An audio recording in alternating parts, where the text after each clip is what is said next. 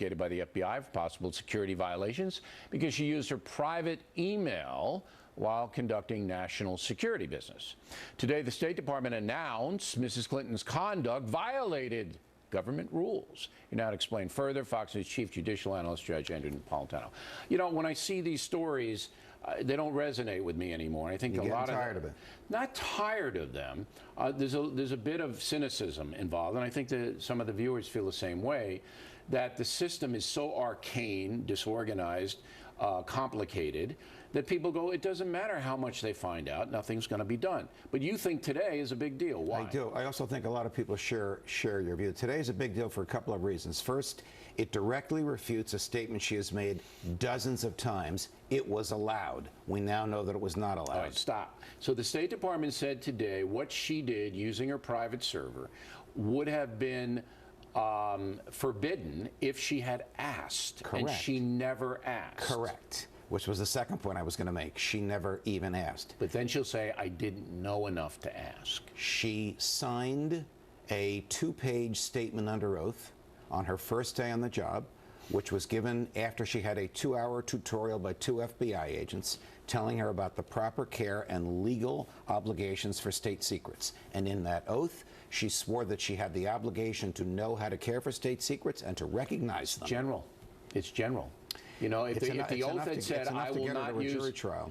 Yes, but if this oath had said, I will not use my private server conducting State Department business, then you got her. You're right. It's not that specific, because nobody, not the FBI, not even her IT people knew about it. Here's what's new in the report today. Her server in her house in Chappaqua went down a couple of times. And when it went down, the BlackBerry wouldn't work.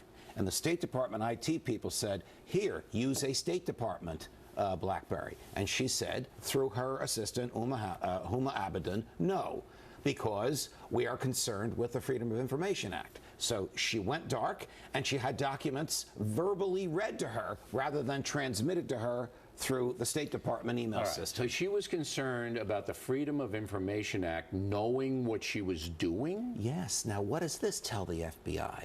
This shows intent. You don't have to prove intent when you're talking about espionage. You can prove it by gross negligence. There's ample evidence of gross negligence. But avoiding the transparency laws shows a consciousness. So let me restate so everybody understands. 2 times, you're saying, her private server went down and her machine device didn't work. We don't know how many times, but it was more than once. More than once. So the State Department said, use our server and our devices, and through her assistant came back, no, we don't want to do it. Did they actually say because of freedom of information? Yes, it's right in the email, which I had not seen before today. Bill, there's 55,000 emails. It actually so that shows a calculation. Absolutely. All right, and a calculation shows that she was trying to get around the rules. Correct, and that feeds into the FBI argument. Now, the FBI is very smart. I believe they already knew before today everything that was in here. Do you believe that she's going to be indicted? I believe there's ample evidence to indict her, and the only way she wouldn't be is if the president or the attorney general makes a political decision. Do you believe the FBI is going to put forth that evidence to the public? Yes. Whether she's indicted or not, I believe we will learn what it is. Do you believe that'll happen before the election? I believe it'll happen before the Democratic National Convention in Philadelphia. That's 2 months from now. Okay, Napolitano, there he is.